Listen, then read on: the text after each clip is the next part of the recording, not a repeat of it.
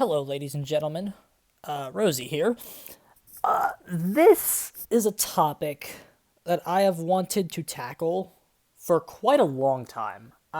Some starts and stops have prevented me from doing so, and I thought now that I have a second channel, I thought maybe it would be a time to actually give it an official go. And now that I'm finally on break, I have some more time, and I figured this could be a little project for me to do over the break.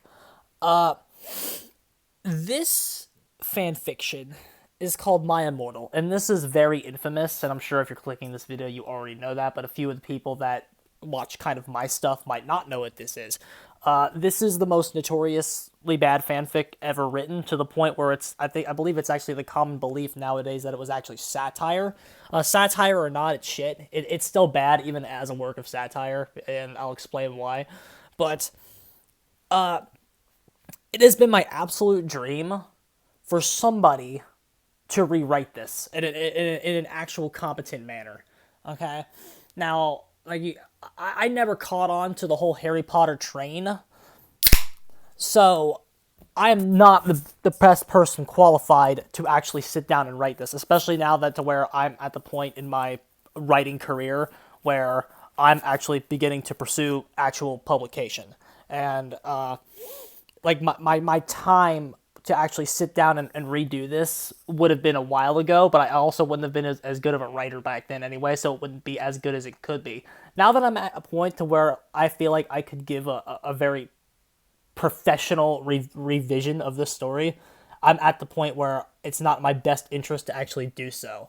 But as a hobby, I figured I would at least kind of like talk about what you would have to do to actually fix the problems of My Immortal in like a video series. So this video series is going to be broken down into two parts. Okay, for the first part of the video series, we are going to simply read the fanfic. Okay, so like we won't have to get up to like part 16 or whatever it's going to be to actually have to do this. We're going to sit down, we're going to read this awful thing, and then we are going to do the second part of it devoted to actually how you would fix it. I'm going to take some notes here on my doc about things that are really bad, and discuss the big major problems, and then how if this were my awful work, about how I would go about fixing them. And again, I am treating this as a serious work and not as a spoof. If you were to treat it as a spoof, there would be other ways to kind of fix the problems. Basically, the biggest argument against this piece as a spoof is that the joke stops being funny about midway through it, and then the whole thing just becomes boring to read. That's the problem with it as a spoof. And honestly, writing something so bad it's good is actually a bigger challenge than to actually try to write something good. Because if something is bad, it can just be bad. And if you're trying too hard to write something bad, people will just call you out on it. So it takes a very special talent to actually write something so shit that it's good. But I wouldn't even call this so shit that it's good. Because, again, as a satire work, I think it is very bland and boring. So I've always wanted to see this rewritten. And if I were to sit down and devote my time to it as an English graduate student that is actually beginning to send work out to publishers, like, how would you begin to do that? So let's get into this. I'm going to spend about 2 hours reading tonight, so whatever I get through, I get through. And whatever I don't get through, we'll save for next time. Oh, goodness. Takes me back to the good old days, bruh. No one's going to get that. Chapter 1. Author's note. Special fangs, get it? Because I'm gothic. To my new GF, ooh, not in that way, Raven Bloody Tears 666, for helping me with da story and spelling. You roke. Justin, you're da Louvre of my depressing life, you roke. 2, the number 2. MCR rocks. Jesus. There's gonna be... That's the whole thing, guys. If you haven't cracked your drinks open, you might want to do it right now. That's what you're in for the whole fucking time. Hi, my name is Ebony Darkness Dementia Raven Way, and I have long ebony black hair. That's how I got my name. With purple streaks and red tips that reaches my mid-back and icy blue eyes like limpid tears, and a lot of people tell me I look like Amy Lee. Author's note, if you don't know who she is, get the hell out of here. I'm not related to Gerard Way, but I wish I was because he's a major fucking hottie. I'm a vampire, but my teeth are straight and white. I have pale white skin. I'm also a witch. And I go to a magic school called Hogwarts in England where I'm in my 7th year. I'm 17. I'm a goth, in case you couldn't tell, and I wear mostly black. I love Hot Topic, and I buy all my clothes from there. For example, today I was wearing a black corset with matching lace around it and a black leather miniskirt, pink fishnets, and black combat boots. I was wearing black lipstick, white foundation, black eyeliner, and red eyeshadow. I was walking outside Hogwarts. It was snowing and raining at the same time, apparently, so there was no sun, which I was very happy about. A lot of preps stared at me. I put my middle finger up at them. Oh no, I'm sorry, just put up my middle finger at them, my bad. Hey, Ebony, shouted a voice. I looked up. It was Draco Malfoy. What's up, Draco? I asked nothing, he said shyly. But then I heard my friends call me, and I had to go away. Author's note, is it good? Please tell me, Fangs. Jesus, guys.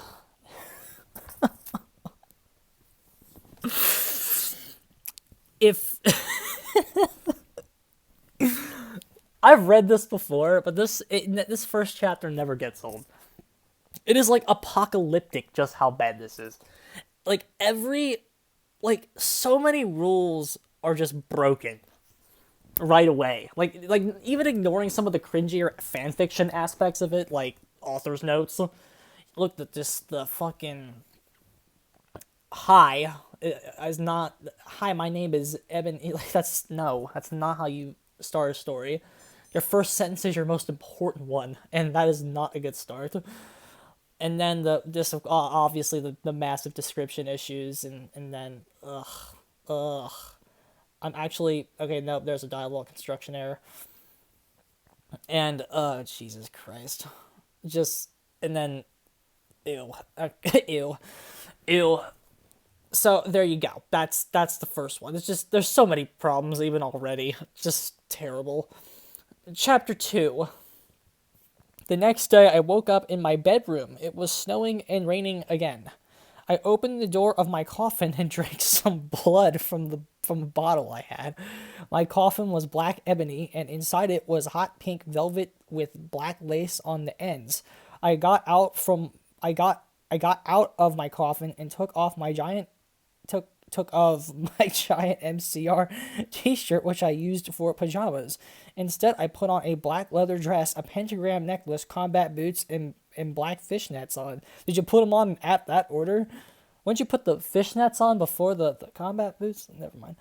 I put on 4 pairs of earrings in my pierced ears, as opposed to the not pierced ears, and then put my hair in a kind of a messy bun. My friend Willow, author's note, Raven, disses you. Oh, Jesus fucking Christ.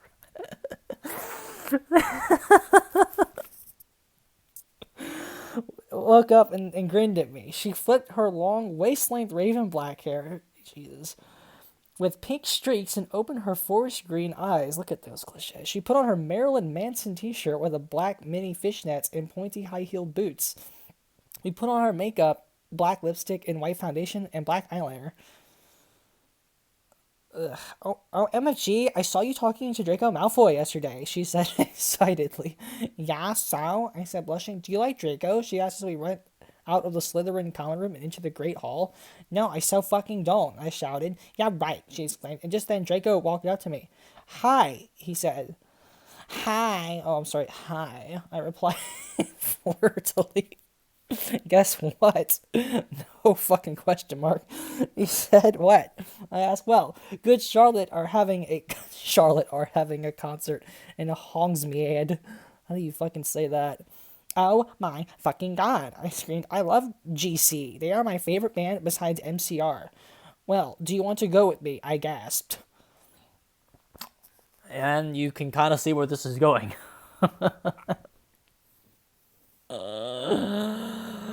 May God have mercy on us all. Oh, God. Jesus. Next.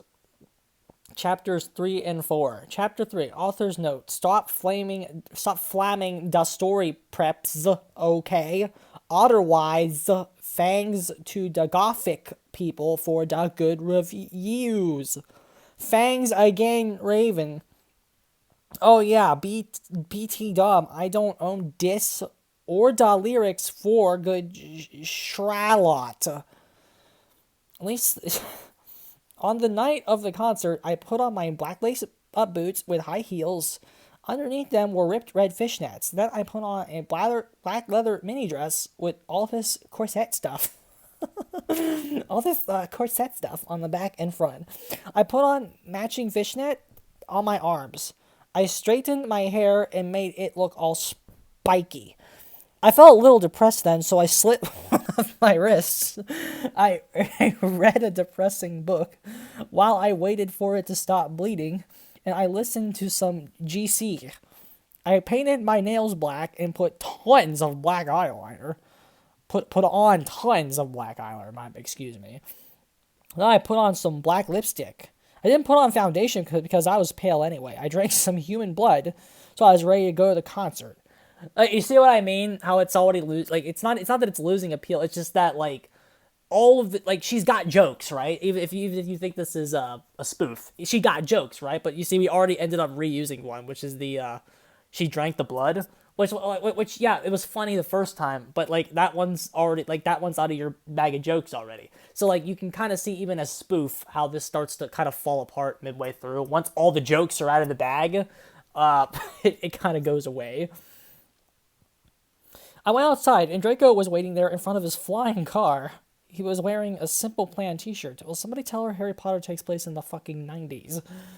Baggy black skater pants, black nail polish, and a little eyeliner. Author's note, a lot faux cool boys were it, okay?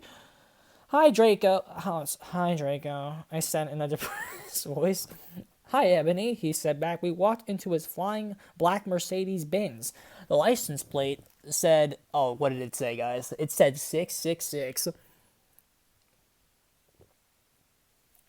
Fucking just shoot me.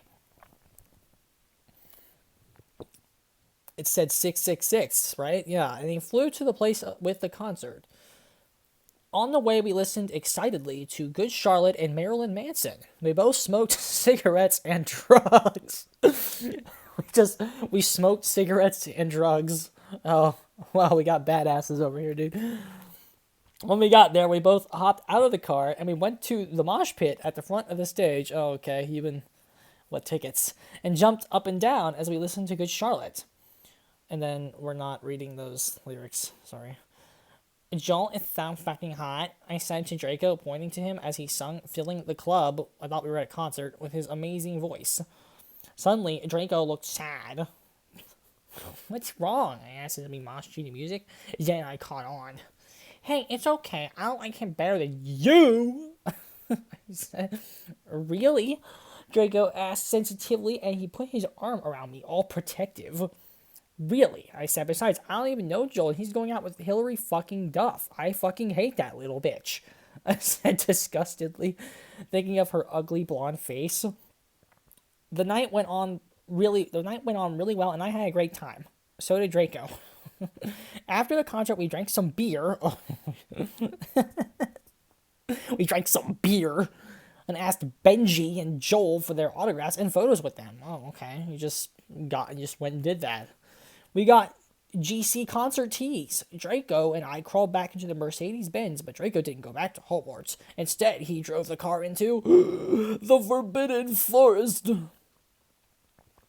Wow, real cliffhanger here, guys. Chapter 4. I said stop flaming, okay? Ebony's name is Enobi, not Mary Sue. Okay, Draco is so in love with her that he is acting different. They knew each other before, okay? Draco, I shouted, what the fuck do you think you're doing? Draco didn't answer, but he stopped the flying car and he walked out of it. He stopped it. He didn't land it before he walked out of it, so he just took a big dip. How far did he fall? I walked out of it too, curiously. What the fucking hell? I asked angrily. Ebony, he asked. What? I snapped. Draco leaned in extra close. I looked into his gothic red eyes. He was wearing color contacts, which revealed so much depressing sorrow and evilness, and then, and suddenly I didn't feel mad anymore. And then suddenly, just as Draco kissed me passionately. What? Draco climbed on top of me, and we started to make out keenly against a tree. He took off my top, and I took off his clothes. I even took off my bra. Then he put his thing into my you-know-what, and we did it for the first time. Oh, I screamed. I was beginning to get an orgasm. We started to kiss everywhere, and my pale body became all warm. And then... What the hell are you doing, you motherfuckers? It was Dumbledore.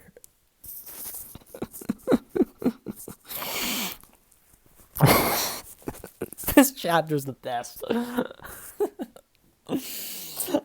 I think there's a reason this is my personal favorite chapter, because of he put his thingy into my you-know-what, and then Dumbledore's entrance is just spectacular stuff.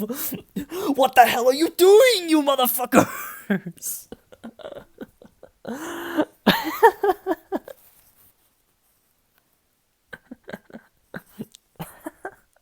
What the hell are you doing, you motherfuckers? Alright, 5 and 6. Author's note. Stop flaming. If you flam, it means you're a prep or a poser. The only reason Dumbledore swore is cause he had a headache. Okay? And on top of that, he was mad at them for having sex. I'm not updating till I get 5 good reviews. Dumbledore made Draco and I follow him. Dumbledore made and Draco and I follow him. He kept shouting at us angrily. You ludicrous fools! He shouted. I started to cry tears of blood down my pallid face, and Draco comforted me. When we went back to the castle, Dumbledore took us to Professor Snape and Professor McGonagall, I think that's spelled right, I don't know, who were both looking very angry. They were having sexual intercourse in the Forbidden Forest! He yelled in a furious voice. Why did you do such a thing, you mediocre dunces? Asked Professor McGonagall.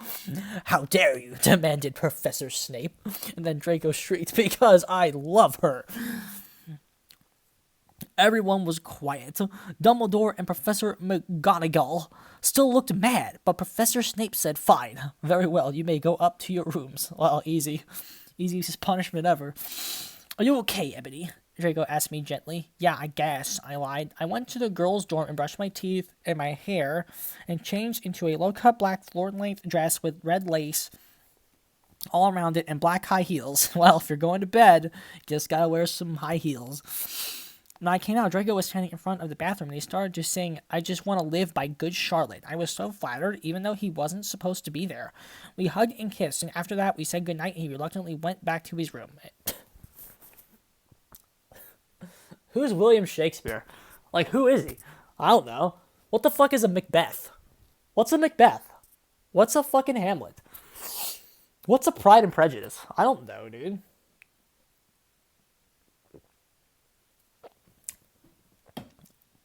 Once this stops being funny, then we'll fucking actually start the actual fucking problems. Because the problems will show up. It will stop being funny. Chapter 6, author's note. Shit up, preps, okay? P.S. I will not update up until you give me good reviews. The next day, I woke up in my coffin. I put on a black miniskirt that was all ripped around the end and a matching top with the red skulls all over it and high-heeled boots that were black. I put on 2 pairs of skull earrings and 2 crosses in my ears. I spray-painted my hair with purple. In the Great Hall, I ate some Count Chocula cereal with blood instead of milk and a glass of red blood. Seems kind of redundant, don't you think? You have blood in the cereal and then more blood. Okay. Suddenly, someone bumped into me. All the blood spilled over my top. Bastard! I shouted angrily. I regretted saying it when I looked up, because I was looking into the pale white face of a gothic boy with spiky black hair with red streaks in it. He was wearing so much eyeliner that I was going down his face, and he was wearing black lipstick. What? He didn't have glasses anymore, and now he was wearing red contact lenses, just like Draco's, and there was no scar on his forehead anymore. He had a manly stubble on his chin. He had a sexy English accent. He looked exactly like Joel Madden. He was so sexy that my body went all hot, and I saw him kind of like an erection, only I'm a girl, so I didn't get one, you sicko. I'm so sorry, he said in a shy voice. What's your name? I questioned. My name's Harry Potter, although most people call me Vampire these days. No, they don't. Why? I exclaimed. Because I love the taste of human blood, he giggled. Well, I'm a vampire, I confessed. Really? He whimpered. Yeah! I roared. Really? Yeah! I roared. We sat down to talk for a while. Then Draco came up behind me and told me he had a surprise for me, so I went away with him. Impressive. Just impressive. The turmoil, the conflict. Alright. Commentaries. Chapter 7. Bring Me to Life. Author's note. Well, okay, you guys. I'm only reading this, because I got 5 God reviews. In BT dub, I won't write the NXT chapter. I like NXT. Till I get 10 God Vons. Stow flaming, or I'll report you. Ebony isn't a Mary Sue, okay? She isn't perfect. She's a Satan. And she has problems. She's depressed, for God's sake. Draco and I held our pale white hands with black nail polish as we went upstairs. I was wearing red Satanist sings on my nails and red nail polish. Author's note. See, does that sound like a Marisu to you? I waved to Vampire. Dark misery was in his depressed eyes. I guess he was jealous of me that I was going out with Draco. Anyway, I went upstairs excitedly with Draco. We went into his room and locked the door. Then we started Frenching passively, and we took off each other's clothes enthusiastically. He felt me up before I took off my top. Then I took off my black leather bra, and he took off his pants. We went on a bed, and we started making out naked, and then he put his boy's thingy in mine, and we had sex. See, is that stupid? Oh, Draco, I screamed while getting an orgasm, when all of a sudden I saw a tattoo I had never seen before on Draco's arm. It was a black heart with an arrow through it. On it, a bloody gothic writing were the words, Vampire! I was so angry. You bastard! I shouted angrily, jumping out of the bed. No, but you don't understand, Draco pleaded, but I knew too much. No, you fucking idiot, I shouted. You probably have AIDS anyway. So if she had sex with him in the forest, how the hell did she not see it on his arm? And what exactly, like, where is it on his arm? Because if this guy's like a douche emo now, doesn't he like wear tank tops? So it's like, where the hell exactly was this tattoo? And how did she not see it back in the forest?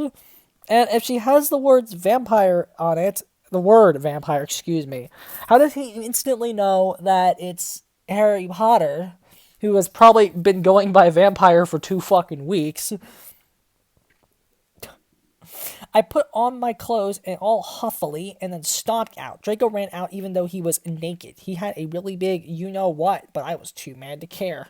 I stomped out and did so until I was in Vampire's classroom where he was having a lesson with Professor Snape and some other people. "Vampire Potter, you motherfucker!" I yelled. It's like if Scott John wrote a book. Author's note: stop flassing, okay? If you do, deprep. Everyone in the class stared at me, and Draco came into the room even though he was naked and started begging me to take him back. "Ebony, it's not what you think," Draco screamed sadly. "It's not what you think, Ebony." My friend Bloody Mary Smith smiled at me. She flipped her long, waist-length gothic black hair and opened her crimson eyes like blood that she was wearing contact lenses. She had pale white skin. This is sensing a theme here yet, ladies and gentlemen. She had pale white skin that she was wearing white makeup on it. Hermione was kidnapped when she was... Oh, it's Hermione. Okay. It's Hermione, guys. So let's go ahead now, before we read this. I need a list of every character that's been in this so far. So we got Ebony, Draco, Dumbledore, because we're going to have to make cuts when we start fixing this. Dumbledore, Snape, McGonagall or something. I don't remember that person's name. I'll fix it in post. Harry Potter. And we're at Hermione now, right? Hermione is... Oh, I'm going to say Bloody Mary in quotes because that is what she goes by in this. Is that it so far? Ebony, Draco, Dumbledore, Snape, McGonagall, Harry Potter. Okay. So, once we... Here's the thing. What we're going for here is, when we get to the end of this, we're going to write down every single character that was in it, and the first thing we're going to do is make cuts, because not everybody is staying if we're going to actually redo this, right? The cast right away is too big. It may not seem so yet, but it gets batshit insane when the story falls apart, because what happens midway through it, and part of the reason that the jokes stop being funny, is that the structure falls apart, even if it's spoof.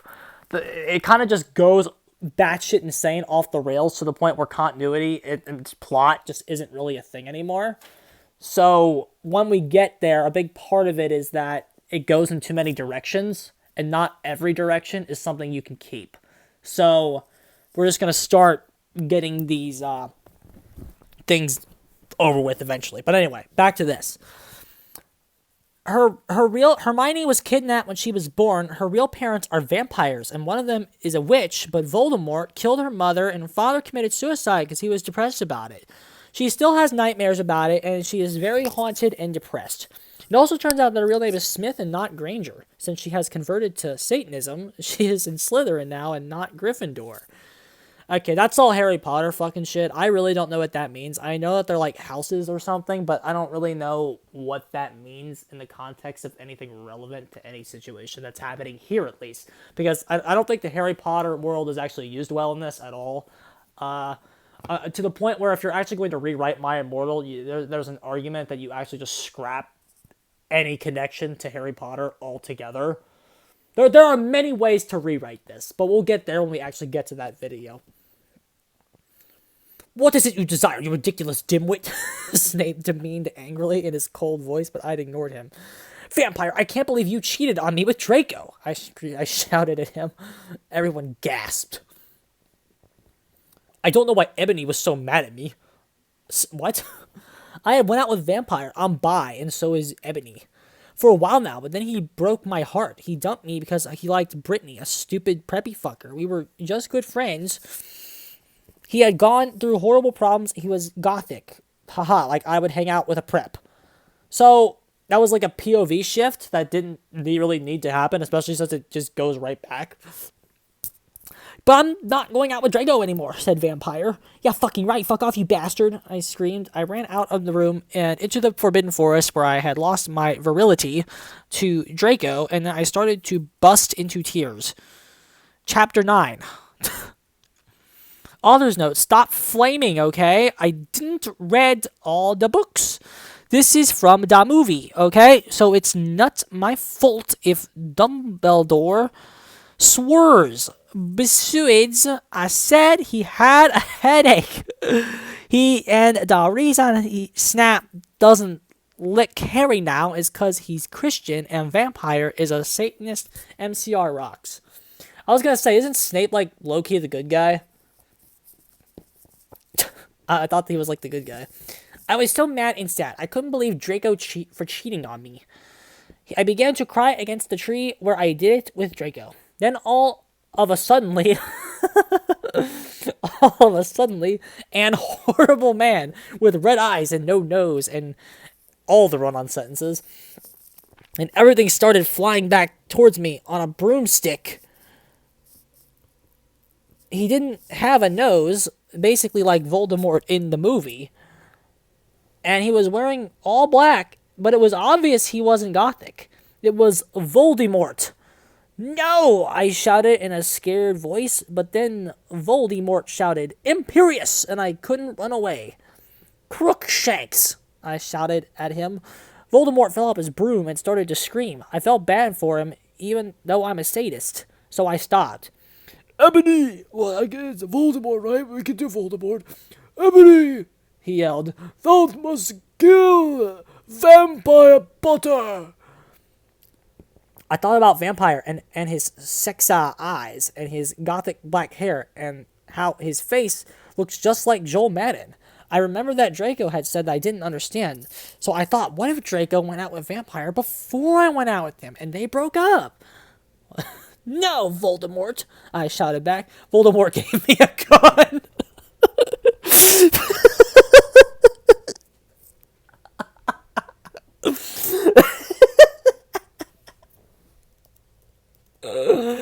Jesus Christ. Voldemort gave me a gun. It just comes out of nowhere. No, please, I begged. Thou must, he yelled. If thou dost not, then I shall kill thy beloved Draco. How did you know? I asked in a surprised way. Voldemort got a dude, you're so retarded look on his face. I have telekinesis.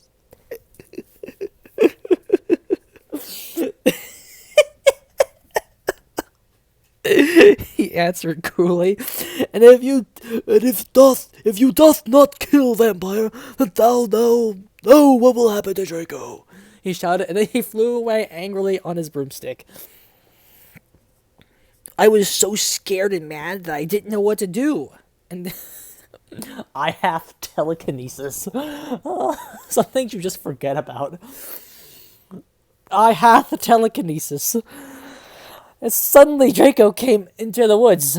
Draco, I said. Hi, he said back, but his face was all sad. He was wearing white foundation and messy eyeliner, kind of like a pentagram. Get it? Between Joel Madden and Gerard Way. Are you okay? I asked. No, he answered. I'm sorry I got mad at you, but I thought you cheated on me. I expelled. That's okay, he said, all depressed, and we went back into Hogwarts together, making out. This sounds like a very healthy relationship. Absolutely fantastic, ladies and gentlemen. All right. My dog is up my butt, so I'm going to let her out while we continue with this masterpiece. All right, I'm getting outside. Get on my face. Okay.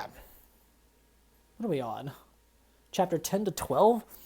It looks like we're almost done, but what happens is she starts dumping more chapters on each one so that it starts to slow down eventually.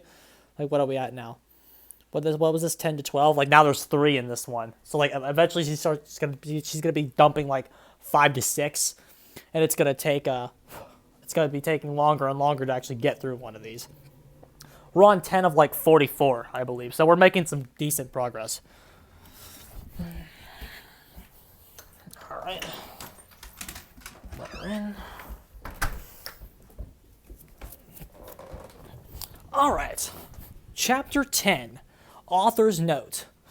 Stop it, gay fags. If you Do not lick my story, then fuck off.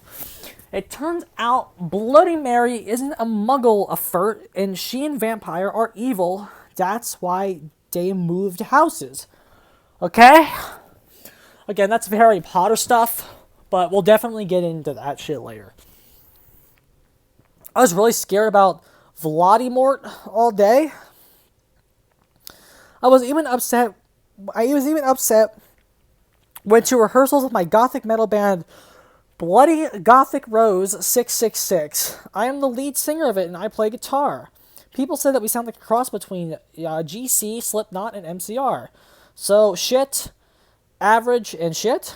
Is that what's going on here? Okay. The other people in the band are Bloody Mary, Vampire, Draco, Ron, or we call him Diablo now, so let's write that down. Ron and Diablo. Jesus. Okay.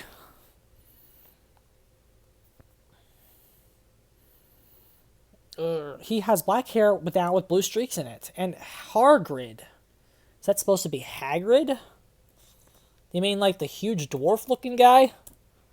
You're a Christian, Harry. That guy? That's another bad fan. I ain't touching that one, so... That I ain't touching that one. At least... Okay. Only today, Draco and Vampire were depressed, so they weren't coming, and we wrote songs instead. Wasn't she making out with Draco, like, back into the school? So were they just making out as they walked back into the school, and then they split up, and then she went to band rehearsal, and Draco didn't go? Whatever. And we wrote songs instead. I knew Draco was probably slitting his wrists. He wouldn't die because he was a vampire too, and the only way you can kill a vampire is with a cross. There's no way I'm writing that. Or a stake, or sunlight, or running water, or thorns from the bush that had the crown of thorns. And you can probably kill a vampire if you just looked at him funny. Also, in the novel, Dracula is actually killed by knives.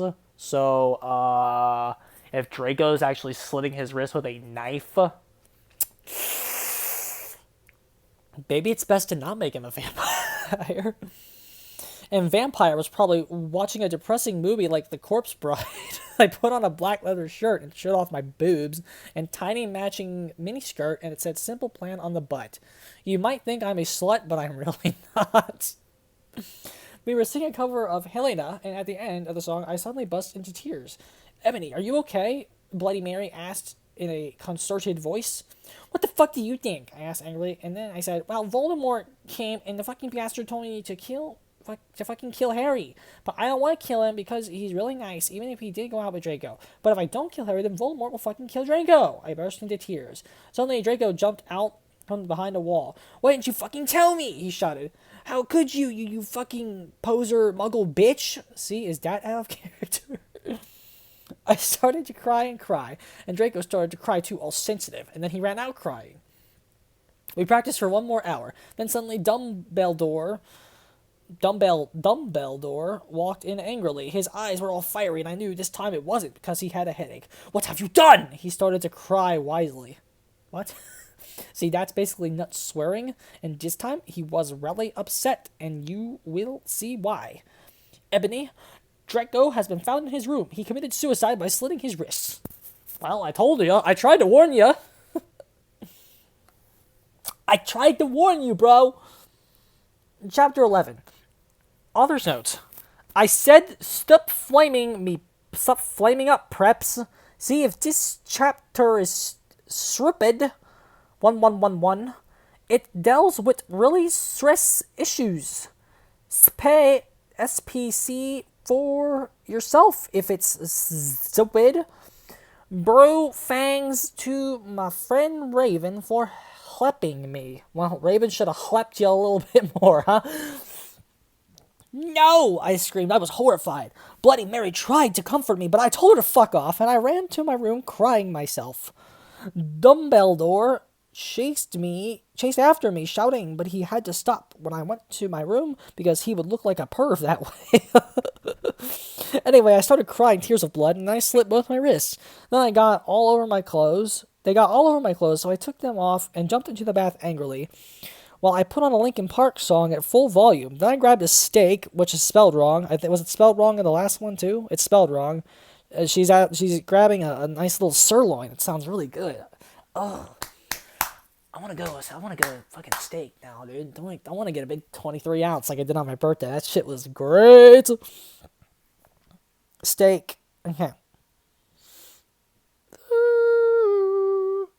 And almost stuck it into my heart to commit suicide. I was so fucking depressed. I got out of the bathtub and then put on a black low-cut dress with lace all over it, sadly. I put on black high heels with pink metal stuff at the ends and 6 pairs of skull earrings. I couldn't fucking believe it. Then I looked out the window and screamed. Snap was spying on me, and he was taking a videotape of me, and Lupin was masticating to it, and they were sitting on their broomsticks. Ooh, you fucking pervs, stop looking at me naked. Are you pedos or what? I screamed, putting on a black towel with a picture of Marilyn Manson on it, and suddenly Vampire ran in. Abracadabra, he yelled at Snape and Lupin, pointing his womb. I took my gun and shot Snape and Lupin a gazillion times, and they both started screaming, and the camera broke. Suddenly, Dumbledore ran in. Ebony, it has been revealed that someone has... No! He shouted, looking at Snape and Lupin, and then waved his wand, and suddenly... Hagrid ran outside on his broom and then said, "Everyone, we need to talk," without quotation marks. What do you want to know, Hagrid? You're just a little Hogwarts student. I may be a Hogwarts student. Hagrid paused angrily, but I am also a Satanist. This cannot be, Snape said in a crisp voice as blood dripped from his hand where Dumbledore's wand had shot him. There must be other factors. You don't have any, I yelled in madly. Lupin held up the camera triumphantly. The lens may be ruined, but the tape is still there. I felt faint, more than I normally do, like how it feels when you do not drink enough blood.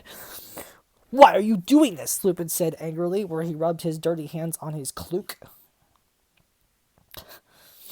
And then I heard the words that I had heard before, but not from him. I did not know whether to feel shocked and happy or to bite him and drink his blood because I felt faint. Because, Hagrid said, and then he paused in the air dramatically, waving his wand in the air, and then swooped he in, singing to the tune of a gothic version of a song by 50 Cent. Is it Candy Shop? Please tell me it's Candy Shop. We'll take you to the candy shop.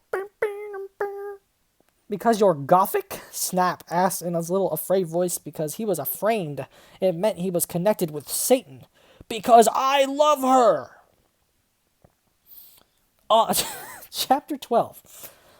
Author's note. Stop F-A-ing, okay? Hagrid is a pedo too. A lot of people in American schools are like that. I wanted to address the issue. How do you know, Snap, I ain't Christian? Plus, Hagrid isn't really in love with Ebony. That was Cedric, okay? Who are these people? I was about to slit my wrist again with the silver knife that Drago... Ivan Drago? I must believe you. Ivan Drago had given me in case anything happened to him. He had told me to use it valiantly against an enemy, but I knew that we must both go together. No, I thought it was Hagrid, but it was Vampire. He started to scream, "Oh my God, no! My scar hurts!" And then his eyes rolled up. You could only see whites. I stopped. How did you know? I saw it, and my scar turned back into the lightning bolt. No! I ran up closer. I thought you didn't have a scar anymore, I shouted. I do, but Diablo changed it into a pentagram for me, and I always cover it up with foundation, he said back.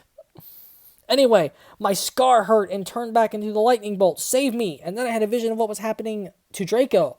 Voldemort has him bondage. Okay, back up a second. So, Ron Weasley changed the lightning bolt scar into a pentagram, right? That Harry Potter always covers up with foundation. First of all, looking at the lightning bolt scar, I don't think there's any way to make that a pentagram. I mean, it's maybe. Let me see what a pentagram looks like. Oh my god, I'm getting fucking brawls on my search results. I just want to see a pentagram, Jesus. No, that doesn't look possible. Hold on, I need to, like, get them both on the screen at the same time. Okay, let's see the pentagram again.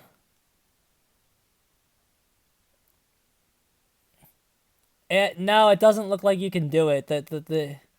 I mean, maybe you could turn it into, like, a really bad one.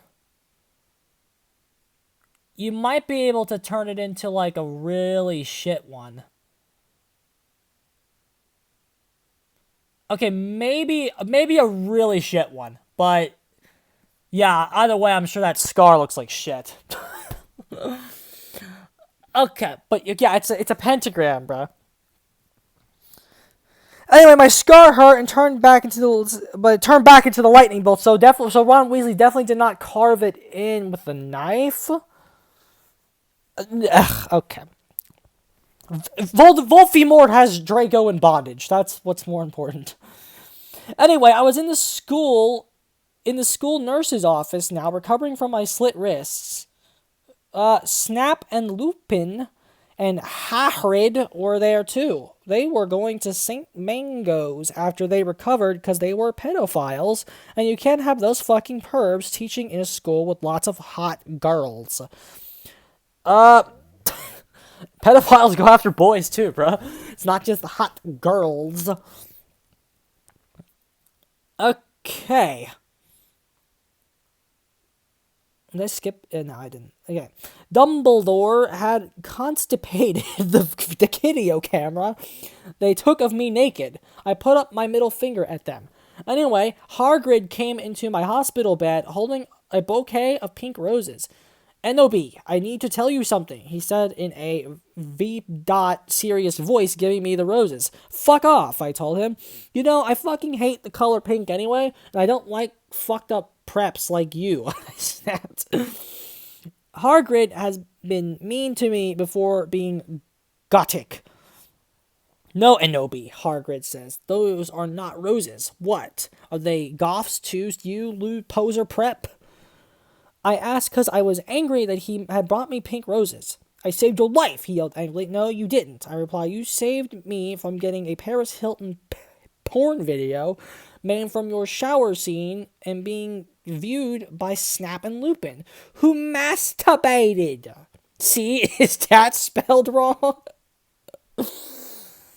To it, he added silently. Whatever, I yelled angrily. Okay.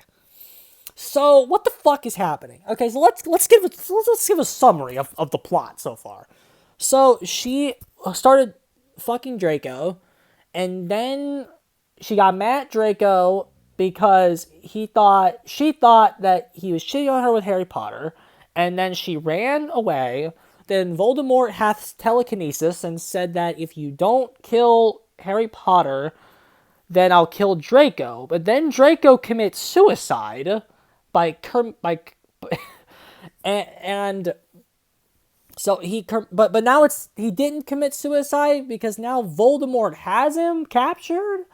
But Voldemort didn't really give her a chance to even kill Harry Potter yet. Is he jumping the gun? And then what the hell is all this shit with the videotape? How do they get a videotape? Do they even have those in Harry Potter world? And so, basically, the plot's on hold right now, is what I'm getting. So, this is all completely pointless. He pointed his hand at the pink roses. these aren't roses. He suddenly looked at them with an evil look in his eye and muttered, well, if you wanted honesty, that's all you had to say. That's not a spell. That's an MCR song. I corrected him wisely. I know, I was just warming up my vocal cords. Then he screamed, Patelis Marengo mi crinchi romacio. For all you cool gothic MCR fans out there, that is a tribute. Especially for Raven. I love you, girl. I am O Noto Okeo. I'm O not. That's actually kind of funny. I'm O Noto Okeo, which I believe is actually a reference to a story that this Raven person wrote, but it's actually like it's one guy puppeteering both accounts at the same time. I don't know. My Immortal lore is actually very strange about like who wrote it, what's it like who are these two quote unquote Terra and Raven, like who are these people? Like it's all a big fucking mystery. So and then the roses turned into a huge black flame floating in the middle of the air, and it was black, and I knew it wasn't a prep. Okay, I believe you. Now, what the fuck is Draco? Hairgrid rolled his eyes. I looked into the balls of flame, but could see nothing. You see Anabi, Dumbledore said, watching the two of us watching a flame. That's just clunky. To see what is in the flames. Haha, you reviewers. Flames, get it? You must find yourself first, K. I have found myself, okay, you mean old man?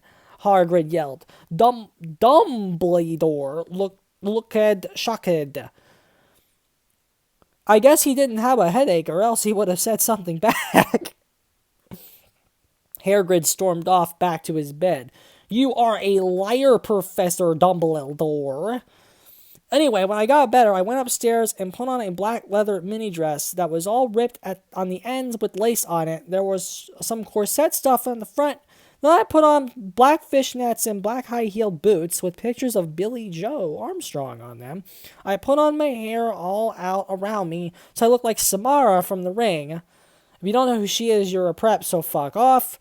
I put on my blood red lipstick, black eyeliner, and black lip gloss. First of all, keep Samara's name out of your fucking mouth. So that's the first thing I'm going to tell you. Secondly, what the fuck is happening? Like, you look kawaii, girl. Bloody Mary said sadly. Fangs, get it? You do too, I said sadly, but I was still upset. I slit both my wrists, feeling totally depressed, and I sucked all the blood. I cried again in my bathroom and put the shades on it so Snap and Lupin couldn't spy on me this time.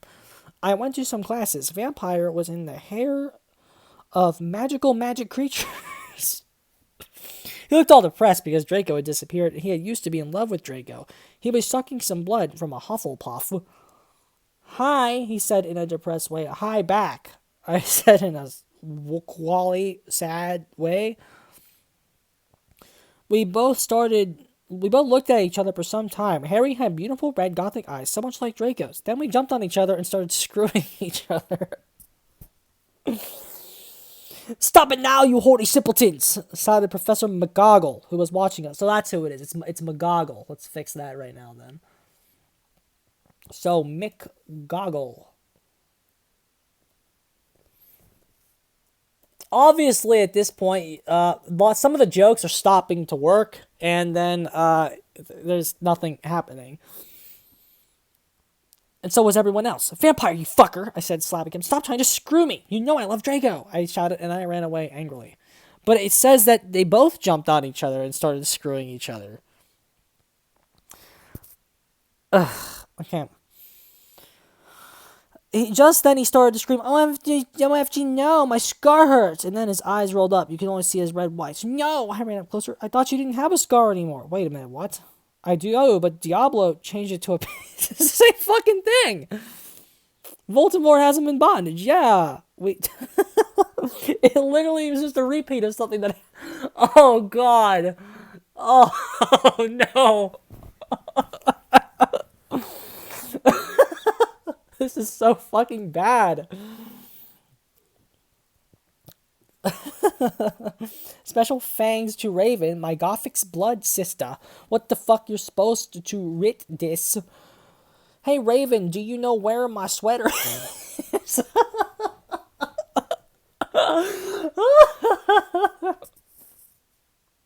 The fucking author's notes are funny. Those are the funniest parts about this whole thing.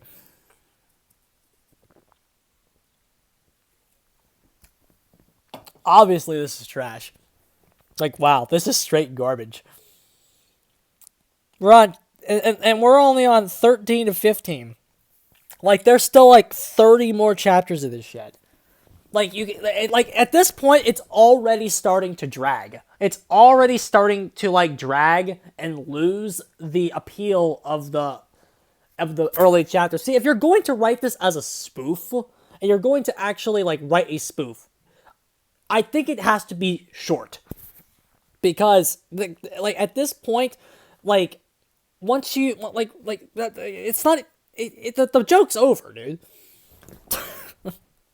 Like it was funny before, and it's still funny, but it's already like at the point where it needs to end right now. Like if it ended within like two chapters, like you would go, wow, okay, that was a cute little spoof fic. But it's going on for way too long. Partly because it was getting so big and people just loved to shit on it that the troll that was writing it like kept it going for as long as possible, but it doesn't age the story well in terms of anything. Chapter 13. Author's note. Raven, thanks for gulping me again. I'm sorry. Took your poster of Gerard, but that guy is such a fucking sax bomb. Perhaps stop flaming. Vampire and I ran up the stairs looking for Dumbledore. We were so scared. Dumbledore, Dumbledore, we both yelled. Dumbledore, he should have spelled it wrong again, came there. What is it you want now, you despicable snobs? Despicable snobs, he asked angrily. Voldemort has Draco, we shouted at the same time. He laughed in an evil voice. No, don't, we need to save Draco, we begged.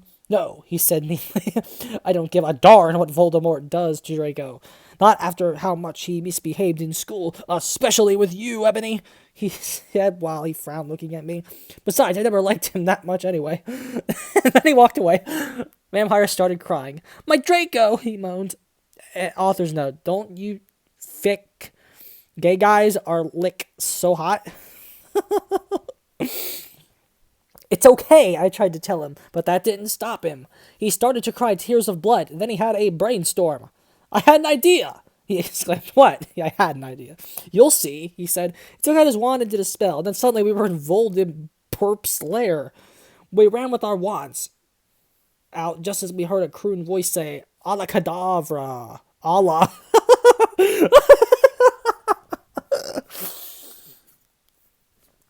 Chapter 14.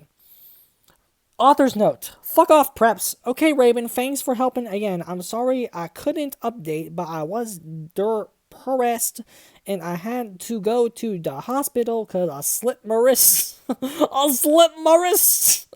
P.S. I'm not updating until you give me 10 God rewards. Warning, some of this chapter is extremely scary. Your expression advised.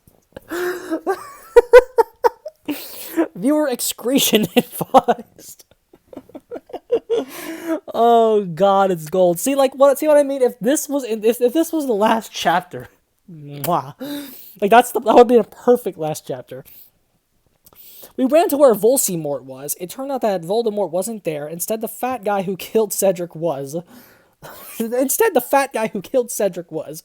Draco was there, crying tears of blood. Snaketail was torturing him. Vampire and I ran in front of Snaketail. Okay, who the hell is Snaketail? We got another new one. So, Snaketail, who is that? Let me just see a picture. There, my Immortal has its own fucking wiki. Snaketail is a death dealer. He's Voldemort's 16-year-old personal assistant. He is described as the fat guy who killed Cedric.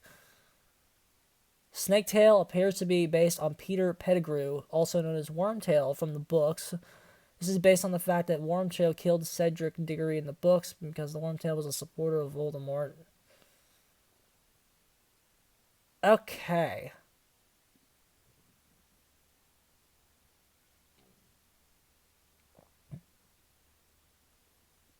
Okay, so there's a whole wiki to this shit that I can look at if I need it. There's a whole fucking wiki for my Immortal. I can't get over that. Okay, let's get back to this. Okay, so now that my excretion is advised, okay, would my sight, you despicable preps! He shouted as we started shooting him with the gun. Then suddenly he looked at me, and he fell down with a lovely dovey look in his eyes. Period, he said.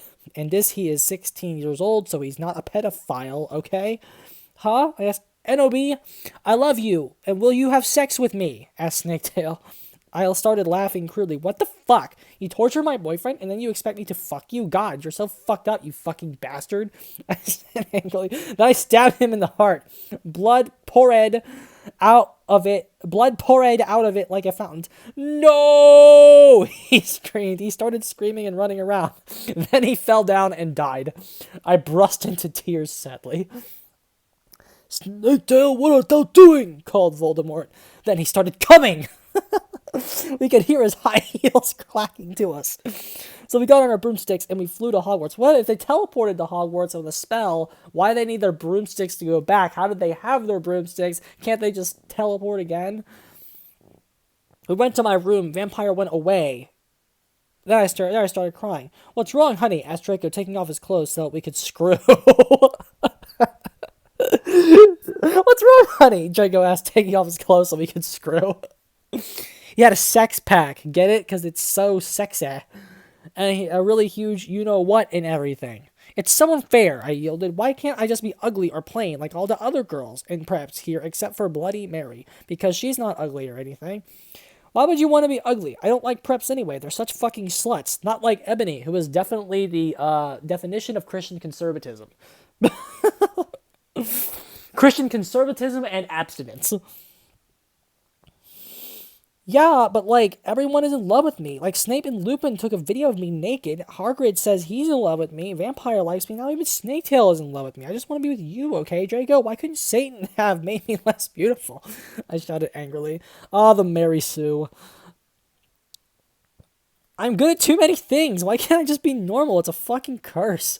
I shouted and then I ran away. Okay, so this chapter leads us into the actual discussion that I kind of want to have for a few seconds. We're at 15, right?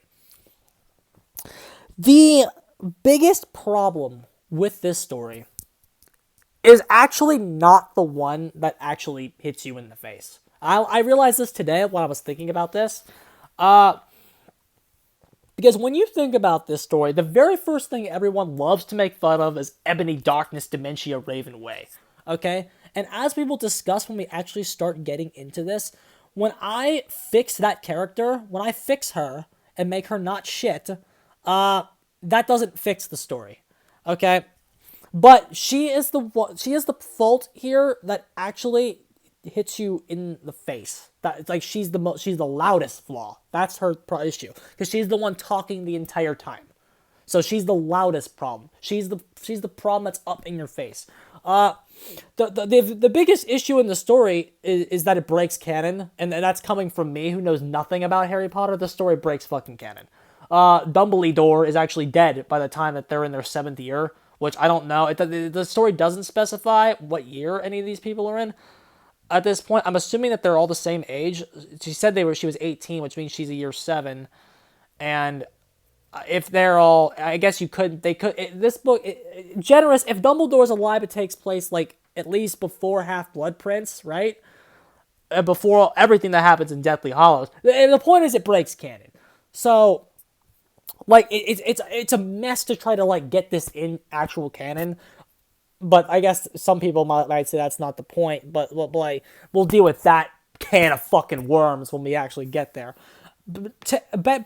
Swinging it back around to Ebony herself, you can take the fucking problems of the story and actually turn them into realistic problems that a person has. Okay? For example, when I'm redesigning Ebony, the first thing, like, one of the traits I give her is I give her a very First of all, the first thing you do to fix My Immortal is you get some distance between between the audience and Ebony, and the way to do that is with a narration change. This story should not be in first person. Ebony is just not a good narrator. I mean, you could make her a good narrator, but I don't think first person narration is like good. I think the audience needs distance from a character of this kind. So I would make it third person, and then that way Ebony is not talking every fucking second. And then what you do is you give her one of her flaws is fucking narcissism. Ebony's flaws, because that's what you have to do, because like she's a Mary Sue, right? That's what everyone likes to say. There actually is enough flaws here to where, like, I mean, she's still definitely a Mary Sue, don't get me wrong, but like you can still convert what is given to you and to create something. So like I think she's a narcissistic manipulator. Okay, she manipulates the men in her life to an extreme degree, and you'll see that where when like she's very manipulative of Draco throughout this entire thing. Like, obviously not effectively, like it's a fucking joke, but like you could take the fucking dust. Like if someone's first draft is bare bones, this is fucking dust. But I'm saying you could form something that's kind of bare bones out of it, is what I'm saying. Like, so like you have Ebony here, who is honestly she's a whore. That's the first thing. She's a whore. She manipulates the men in her life, and she's narcissistic. The next thing that I would do with her is I would give her dyslexia, just as a cute little nod to all the fucking problems and all the grammatical errors in the story. You could like make it a thing that she has dyslexia. I think that would be cute. And obviously she has some kind of depression and mental issues with the cutting. Delete the whole vampire thing. Delete the witch thing, like delete all that other shit, and then you could have like a character, maybe like I don't know, I don't like kind of a cliche, but like she had a rough upbringing, and then that rough upbringing led her to not get close to people, and then to use all the other people around her. Like, you see what I'm saying? Like, Ebony Darkness Dementia Raven Way is not nothing. Like, you can turn her into something. Okay, so like it's fun to make fun of this story and make fun of her for being a Mary Sue, for saying things like, I'm good at too many things, why can't I just be normal? It's a fucking curse. Like, yeah, that's obviously Mary Sue, and she is very Mary Sue. That's not the argument I'm trying to make here. My argument is when you're trying to fix the story, you can... There is just enough in the actual source material to where you can create a character and not have to start from scratch, is my absolute point. You obviously have to make her more three-dimensional when trying to fix her, but there is just enough there to where you can kind of pick out something to create. It's just that the author's first-person narrator doesn't have enough self-awareness to realize that they're a piece of shit, and the world around them doesn't validate the fact they're a piece of shit. That's another thing that you'd have to do to fix the character and fix the story, is that the world around Ebony would have to validate the fact that she's a piece of shit. And guess what would help doing that? Deleting all this goth shit and making these people their real fucking characters. But again, we're getting beside the point. We're going to talk about this way later in much more detail when we start cutting characters, keeping characters, and creating a more concise plot out of this. But the point, my real point is this character's worldview will never be challenged in any way, shape, or form because of the fact that everyone around her shares her worldview. That's what I'm saying. So, like she's never going to get challenged by Draco. She's never going to get challenged by Harry Potter. She's never going to get challenged by Hermione, who I think would be a great foil to Ebony if you're going to do this right. I haven't watched. I've seen the first movie and the last movie, and what I remember from Hermione in those two movies is that if Hermione Granger feels like somebody, especially in that first movie when she's a kid, maybe Emma Watson's a better fucking actress in the later movies, that this is not as much of a problem, but at least in that first movie, I feel like Ebony would despise Hermione. That is why I think any good story with Ebony, I think she and Hermione should fight, like, a lot. But, this is all, we're getting way too ahead of ourselves. I just wanted to, like, pick your brain with that after Ebony's disgusting Mary Sue moment here, to kind of remind you that the biggest problem with the story is not its main character. the main character in the story is the loudest problem, not the biggest, most essential problem. Next, chapter 15. And stop flaming, okay? BT Dub, you suck. From no one, every time someone flams me, I'm gonna slit my wrists. Fangs to Raven for Hlepion. Ebony, Ebony, shouted Draco sadly. No, please, come back. But I was too mad. Whatever, you can go. You can go and have sex with vampire, I shouted. I stormed into my room and closed my black door with my blood red key. It had a picture of Marilyn Manson on it. He looked so sexy in a way that reminded me of Draco and Vampire. I started to cry and weep. I took a razor and started to slit my wrist, and I drank all the blood, all depressed. Then I looked at my black GC watch and noticed it was time to go to biology class.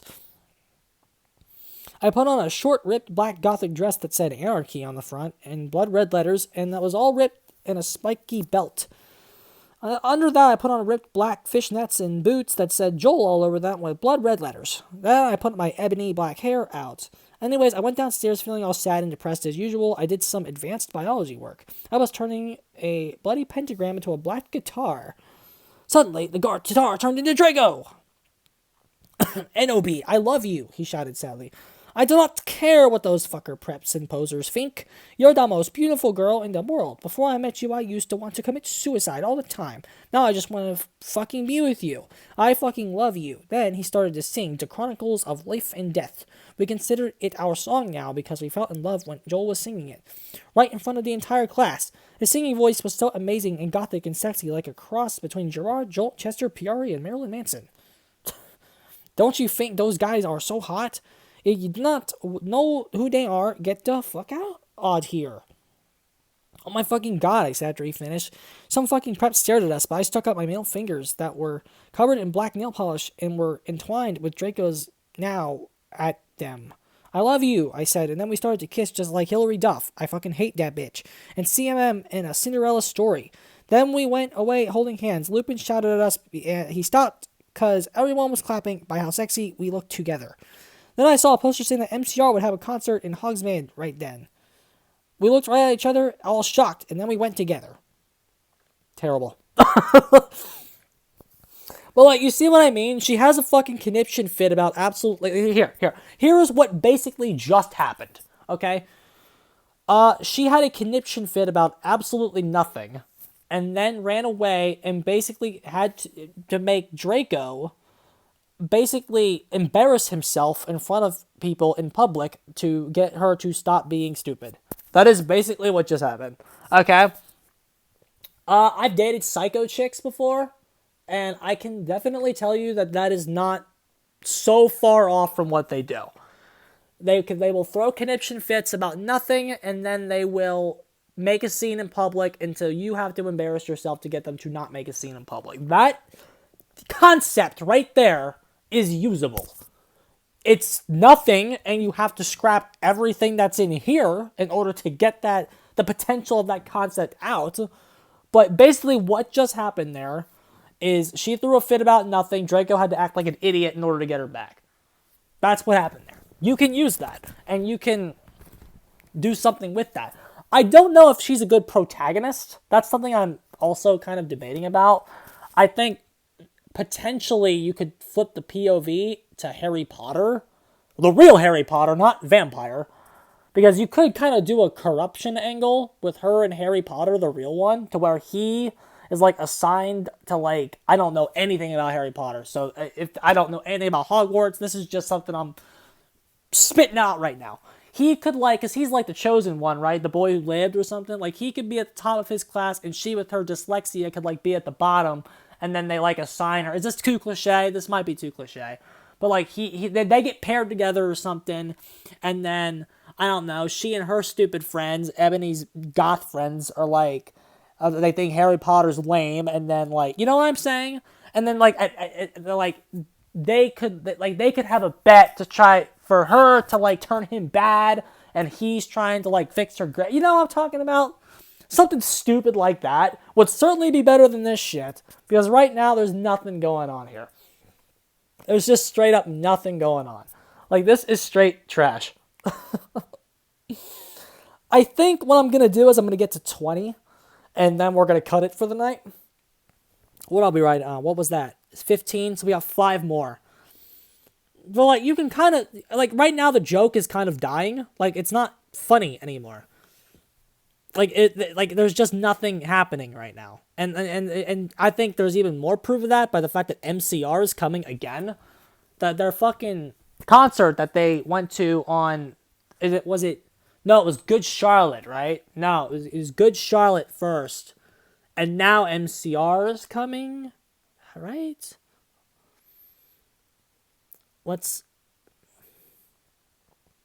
Yeah, it's Good Charlotte. So it's Good Charlotte first, and now MCR is coming. Which, I mean, if you're making anything good, you're cutting all this music out of it. That's for fucking damn sure. I mean, there are kind of ways to get it back, but like even like if you're trying to make something publishable here, you can't use the music like at all because that's copyright shit. What do we got here? 16 to 20. Okay, so after this, we'll be done. Okay. Final stretch for the night, ladies and gentlemen. Chapter 16. Author's note. You know what's up, okay? Prove to me your nut preps. Raven, you suck. Oh, fucking character development. The author, Tara, got more character development than her fucking characters. Raven, you suck, you fucking bitch. Give me back my fucking tweet. You're supposed to writ this. Raven, what the fuck, you bitch? You're supposed to do this. BT Dodds fangs to Brittany 5655 for Tekken Majipins. We ran happily to Hogsmeade. Then there we saw the stage where GC had played. We ran in Haple. MCR were there playing Helena. I was so fucking happy. Gerard looked even sexier than he did in the pictures. Even Draco thought so. Draco, I could totally see him getting an erection, but it didn't matter because I knew that we were the only true ones for each other. I was wearing a black leather mini dress and black leather platinum boots with red ripped fishnets. Draco was wearing a black baggy MCR t-shirt and black baggy pants. Anyway, we stayed in moshing to Helena. We Frenched. We ran up to the front of the band stage dive. Suddenly, Gerard pulled off his mask. So did the others. We gasped. It wasn't them at all. It was Voldemort and the Death Dealers. Voldemort and the Death Dealers, guys. What the fuck, Draco? I'm not going to a concert with you, I shouted angrily. Not after what happened to me last time, even if it's MCR and you know how much I licked them. Wait, what? Wait, what? I still don't understand this part. What? Because he giggted uncomfortably. Because guys don't like to talk about you-know-what. Yeah, because I yielded in an angry voice. We won't do that again, Draco promised. This time, we're going with an escort. Oh my fucking god, what the fuck? Are you going into the mainstream? I asked. So I guess you're a prep or a Christina, or what now? No, he muttered loudly. Are you becoming a prep or what? I shooted angrily. NOB, I'm not. Please, come with me. He fell down to his knees and started singing The World is Black by Good Charlotte to me. I was flattened because that's not even a single he had memorized. But he had memorized the lyrics just for me. See what I mean, though?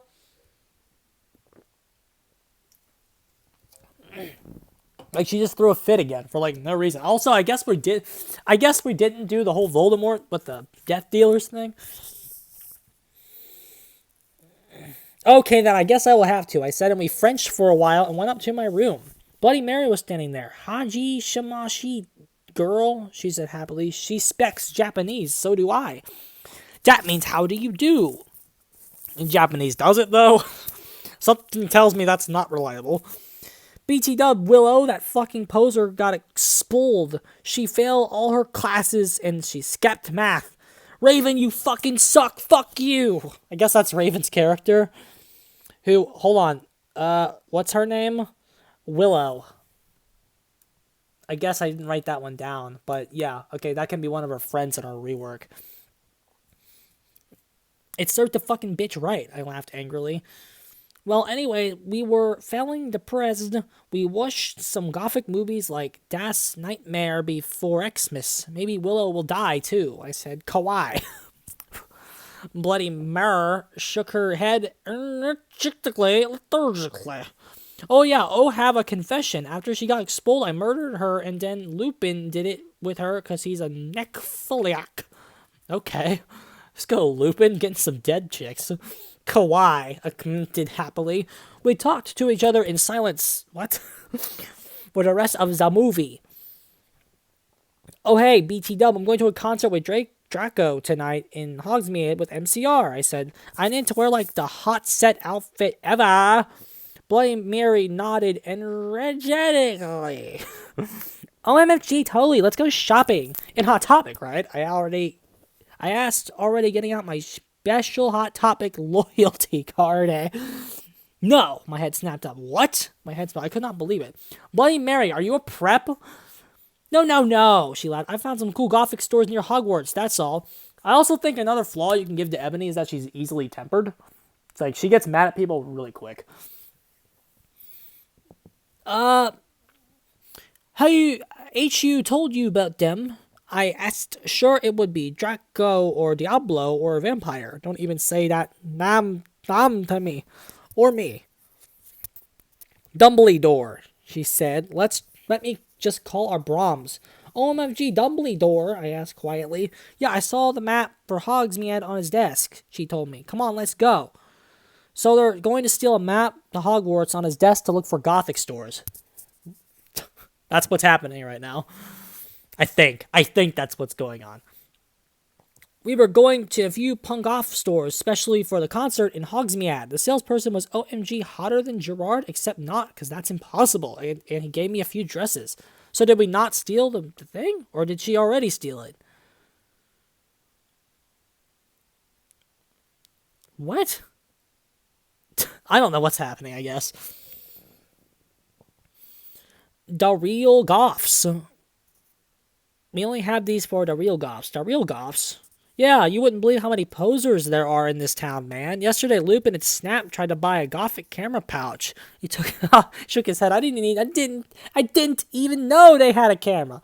OMFG, no, they're gonna spy on me again. I cried, running out of the changing room, wearing a long black dress with lots of red tulle coming out and very low cut with huge slit. Oh my Satan, you have to buy that. Yeah, it looks totally hot, said Bloody Mary. You know when I'm gonna give it to you free because you look really hot in that outfit. Hey, are you gonna go to the concert tonight? He asked. Yeah, I am actually. I looked back at him. Hey, by the way, my name is Ebondi. Darkness Dementia Tearaway. Jesus, so bad. What's yours? Tom Ridd. Is that Tom Ridd? What? Yeah, I don't think so, because I'm going there with my boyfriend Draco, you sick perv. I yelled angrily. What? Before he could beg me to go with him, and Hagrid flew in on his black broom, looking worried. Oh my fucking god, Emondi, you need to get back into the castle now! Author's note, I said stop flaming Destro. If you're a prep, then don't read it. You can tell whether you're a prep or not by my quiz. It's on my page. If you're not, then you rock. If you are, then fuck off. PZ, Willow isn't really a prep. Raven, please do this. I'll promise to give you back your poster. Okay, so what? Oh god, dude. So like, as you can see, this thing has gone completely like off the rails already. Like, she doesn't know what to do with it. Like, the person writing it doesn't know what to do with it. All they know is that it's blowing up and they need to keep it going. So like it's starting to drag. I think I said that a while ago, but it's really starting to drag at this point. Tom Riddle gave us some clothes and stuff for free. He said he would help us with makeup if he. I thought he was a pervert. I thought he was like a perv or something. Or, yeah, he's a sick perv. Isn't Tom Riddle Voldemort? Who the fuck knows?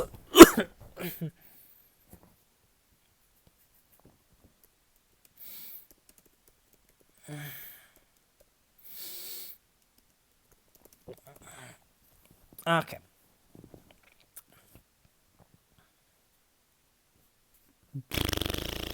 Okay. Anyway.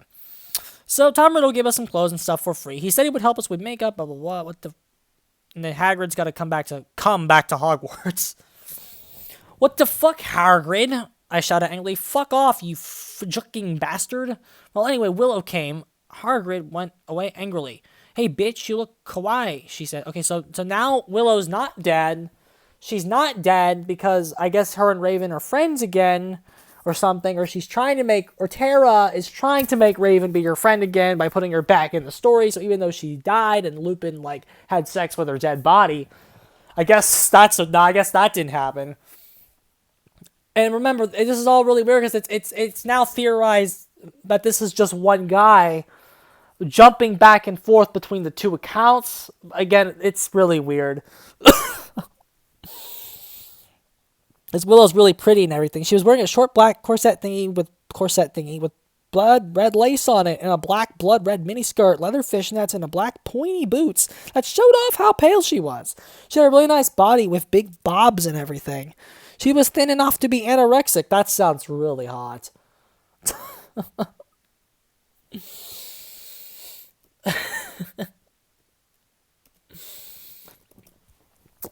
She's thin enough to be anorexic, bruh. So are you going to the concert with Draco? She asked. Yeah, I said happily. I'm going with Diablo. She answered happily. Well, anyway, Draco and Diablo came. They were both looking extremely hot and sexy. As you could tell, the thought of were two. Okay, so wait a minute. Let's back up here. So if anyone if anyone doesn't know. So if anyone is not on track here, Bloody Mary is Hermione, and Diablo is Ron Weasley. So that's what's going on. So Willow is like... So Willow is replacing Hermione immediately upon her wanting Raven, Tara wanting Raven. This is all perpetrated by one guy to like come back and edit the story again. So, like, this is all just a fucking mess. Hermione's character is just not there anymore because of all this outside. Like, this is just Drek. It's just Drek that makes no sense. It is not even worth my analysis because I'm getting paid for my writing at this point. Okay. Like, you know what I mean? This is why no one, this is why nothing has ever come of this. Like, this is why no one rewrites this shit. So, okay. Diablo was wearing a black t-shirt that said 666 on it. He was wearing tons of makeup, just like Marilyn Manson. Draco was wearing black leather pants, a gothic black Good Charlotte t-shirt, and black Vans he got from the Warped Tower. Fuck Warped Tour. Fuck Warped Tour. Bloody Mary was going to the concert with Dracola. Okay, so Hermione is going. She's going to the concert with Dracola. Dracola used to be called Neville, but it turned out to be that he got kidnapped at birth and his real family were vampires. That's exactly what Hermione's family was. Neville converted to Satanism and went goth. He was in Slytherin now. So it's okay. Okay. So I'm assuming that's Neville Longbottom.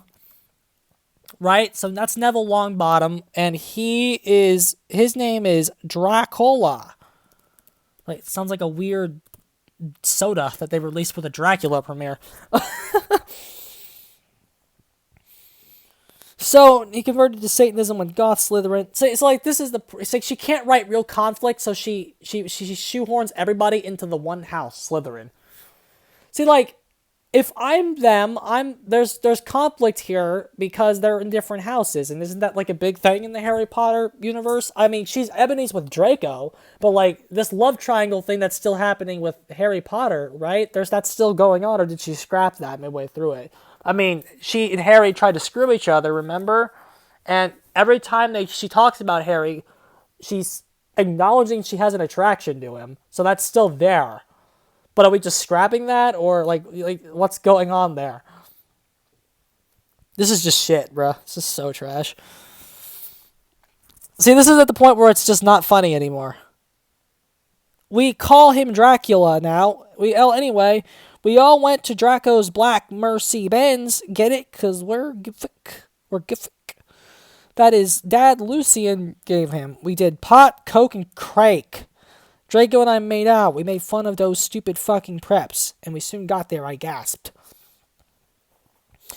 In the Harry Potter world, wouldn't they like use magic to create their own drugs instead of just like doing pot? I don't fucking know. Gerard was the sexiest guy ever. He looked even sexier than he did in pics. He had long raven black hair and piercing blue eyes. He was really skinny and had an amazing ethnic voice. We moshed to Helena and some otter songs. Suddenly, Gerard pulled off his mask, so did the other members. It wasn't Gerard at all. It was an ugly, preppy man with no nose and red eyes. Everyone ran away but me and Draco, because it was Voldemort and the Death Dealer. See, we did that already. This is the second time they just repeated the same fucking scene. Like, that's a mistake that I feel like, that's why people think this is a troll. It's like, no writer would ever make that mistake. Like, coming from someone that wrote bad shit all the time, I wrote shit that was horrible, and I wrote shit since I was in the 6th grade. I've been writing for a very, very long time. Not to say that my shit is good, and most of it's, like, I destroyed most of it at this point. But like, I would never repeat scenes. Never. So, you moronic idiots, he shouted angstily. Ebony, I told you to kill Vampire. Thou have failed, and now I shall kill Draco. But what about when you kidnap Draco? Never mind. No. So it's not a very structured story. No, please, we begged sadly, but he took out his knife. Suddenly, a gothic old man flew on his broomstick. He had long black hair and a long black bread. He was wearing a black robe that said Avril Lavigne on the back. He shouted a spell at Voldemort, ran away. It was Dumbledore. So now Dumbledore's goth too, guys. I said... Chapter 18, author's note. I said step flamming. If you do, then you're a fucking prep. Thanks to Raven for the help and stuff. You rook. You're not a prep. Thanks for my suitor. Pulpuz da odor es on Dumbledore swore is cause he trying to be gothic, so there. What? Jesus. Okay, that's not too bad. Chapter 20. 18. Okay, so 19 looks really short. Never mind. I woke up the next day in my coffin. I walked out of it and pulled on some black eyeliner, black eyeshadow, blood bed lipstick, and a black, really low-cut leather dress that was all ripped and striped so you could see my belly. Get in my belly! I was wearing a skull belly ring with a black and red diamonds. This is like listening to Scott Judge, bruh. The night before, Draco and I went back to the skull. Get it? Because I'm gothic and I like death. Dumbledore chased Voldemort away. We flew there on our brooms. Mine was black and the broom stuff was blood red. There was lace all over it. If you have lace, then put it on yourself, Ebony. Like, why the fuck are you gonna put it on the fucking broom? Jesus. Draco had a black MCR room, but then we went back to our rooms and we had you-know-what to a Linkin Park song. Don't do that to Linkin Park. The man committed suicide. Come on. Well, anyway, I went down to the Great Hall, and they had sex in passing. A lot of stuff is mentioned in passing here, which is another big problem with the story. All the walls were painted black, and the tables were black too, and you would see that they're pink paint underneath the black paint. And there were pastors of poser bands everywhere, like Ashley Simpson and Backstreet Boys. What the fuck? I shouted, going to sit next to Bloody Mary and Willow. Bloody Mary was wearing a black leather, but who cares? Willow's wearing this, blah, blah, blah. Vampire, Dracula, and Draco came by. We started to talk about who was sexier, Mikey or Gerard Way, or Billy Joe Armstrong. The boys joined in because they were bi. So, let's get this straight. Ebony's bi, Draco's bi, Harry's bi, Hermione is bi, Ron Weasley is bi, and Neville is bi, and Willow is bi. I think if you just left the characters the same. Also, are they allowed to eat lunch together? I thought all of the houses ate lunch together in Harry Potter. Never fucking mind. Those guys are so fucking hot, Neville was saying, as suddenly a gothic old man with black beard and everything. They already know. Why are they so shocked? Dumbledore! We all gasped. What the fuck? I shouted angrily. I thought he was just wearing that to scare Voldemort. Hello, everyone, he said happily. As you can see, I gave the room a makeover. What's you think about it? Everyone from the poser table in Gryffindor started to cheer, while we goths looked at each other all disgusted and shook our heads. We couldn't believe what a poser he was. By the way, you can call me Albert. Isn't his name Albus? He called us. We left to our classes. What a fucking poser, Draco shouted angrily as we went to transformation. We were holding hands. Vampire looked really jealous. I could see him crying blood in a gothic way. Get it? Like Gerard? But I didn't say anything. I bet he's having a midlife crisis, Willow shouted. I was so fucking angry. Chapter 19. I'm not okay, I promise. And please stop flaming the story, author's note. What? Please stop flaming the story if you do your fucking prep and you're jealous, okay? Blah, blah, blah, blah. No, see, there you go. The joke's not funny anymore. Avani, a poor blood, so dare, thanks to Raven for the help. All day we sat angrily thinking about Dumbledore. We were so fucking pissed off. Well, I had one thing to look forward to, the MCR concert. It had been postponed so we could all go. So like, that we have not advanced jack fucking shit. So, there was the first MCR fake out, then she repeated the scene, and now the MCR is coming back, so we've been stuck in this fucking MCR loop for fucking 35 minutes now. Like, nothing has happened in this story in, like, 35 minutes. Anyway, I went to the common room, sadly, to cut classes. Draco was being all secretive. I asked what it was, he got all mad and started crying all hot and angsty. Why is every male in the story fucking beta? Everybody here is a fucking beta male cock. No one fucking understands me, he shouted angrily as his black hair went into his... Doesn't Draco Malfoy have white hair? Yes, he does, doesn't he? Draco Malfoy. Right? He has red hair. So he's... Oh, God. He was born in 1980, by the way. His Harry Potter takes place in the 90s, but there's MCR. He shouted angrily as his black hair went into his big blue eyes, like Billy Joe in Boulevard of Borkin Dreams. Jesus. He was wearing a black baggy pants, a black MCR t-shirt, and black dye. And a black dye. Get it? Instead of tie, because I'm gothic. Okay. I was wearing a black leather low-cut top with chains all over it. Like a black leather mini. Black high. Blah, blah, blah, blah, blah, blah.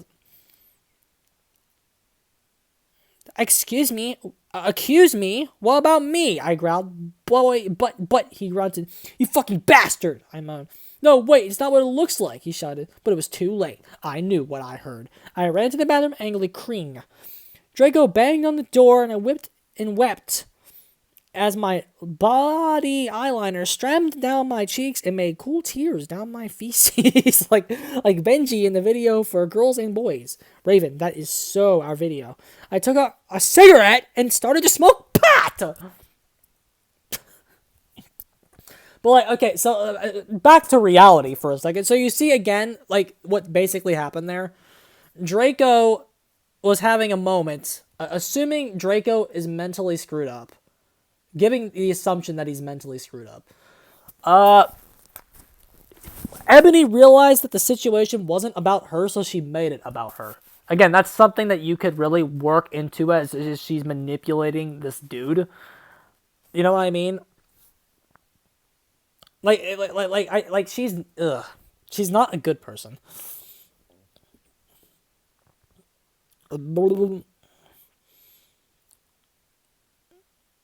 So you see what I'm saying there. You could definitely do something with that. But that's like, it's the same concept.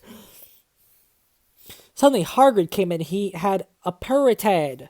You gave me a fucking shock, I shouted angrily, dropping my pot. What the fuck you think you're doing in the girls' room?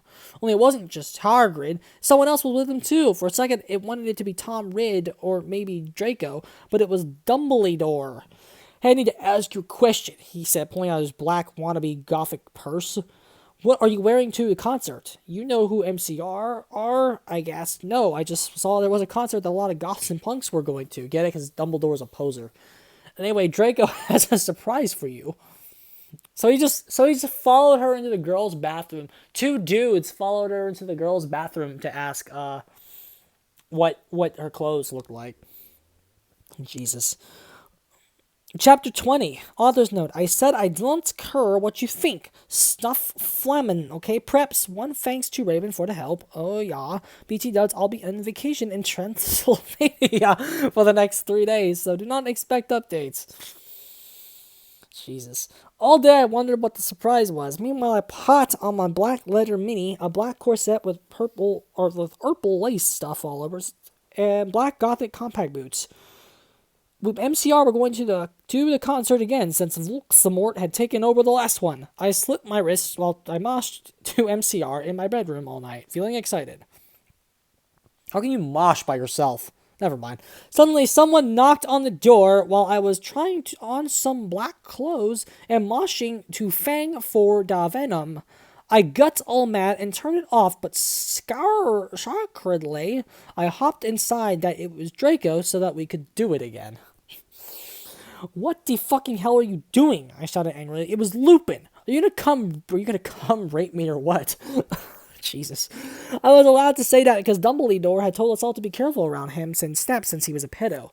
No, actually. Get it, hell?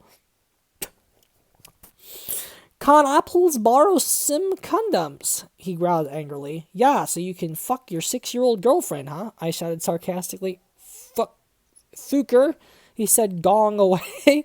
Well, anyway, I put on some black eyeshadow, black eyeliner, and some black lipstick with white foundation. Then I gasped. Snake and Lupin were in the middle of that empty hall doing it, and Dobby was watching. Fucking Dobby, bruh. Fucking Dobby. The fucking elf was watching. You shall not harm Harry Potter. That elf. He was watching Snape and Lupin do it. Oh my god, you ludicrous idiots. They both shooted angrily when they saw me. Dobby ran away crying. They got up, though. Normally, I would have been turned on. I love seeing guys do it. But both of them were fucking preps. By the way, Snake is mobbed to Gryffindor now. What the fuck? Is that why you wanted condoms? I asked sadistically. I spelled dad. Only you wouldn't give them to me, Lumpkin shouted angrily. Well, you should have told me, I replayed. You dimwit! Snake began to shoot angrily, and then I took out my black camera and took a pic of them. You could see that they were naked and everything. Well, excuse me, they both shouted angrily. What was that about? It was to blackmail you, I snarked. So now, next time you see me doing it with my boyfriend, you can't fucking rat me out, or I'll show this to Dumbledore. So fuck off, you bastards. I started to run. They chased me, but I threw my wound at them, and they tripped over it. Well, anyway, I was outside, and there was a vampire looking extremely fucking hot. What the fuck? Where'd Draco? I asked him. Oh, he's being a fucking bastard. He told me he wouldn't come. Vampire said, shaking his head. You want to come with me to the concert? Then he showed me his flying car. I guess it was a black car. It said his dogfather Sirius Black had given it to him. The license plate in the front said MCR 666 on it, and on the back it said NOB on it. I gasped, and we flew to the concert hall. MCR were playing. Vampire and I began to make out, moshing to the music. I gasped looking at the band. I almost had an orgasm. Gerard was so fucking hot, he began to sing Helena, and his sexy, beautiful voice began to fill the hall, and then I heard someone crying. I turned and saw Draco crying in the corner. Okay. So, that's definitely all we're going to do tonight, because I fucking had enough of this shit. So, you can kind of see what she's going for here. It's some kind of half-assed, fucking stupid love triangle thing between Ebony, Draco, and Harry Potter. And, now that sounds incredibly dumb to me. It could work if you just put the right spin on it. And, ugh. And this is not the spin. This is absolutely not the fucking spin. And it's just trash. And we're at the point now where it's definitely not fucking funny anymore. And oh my god.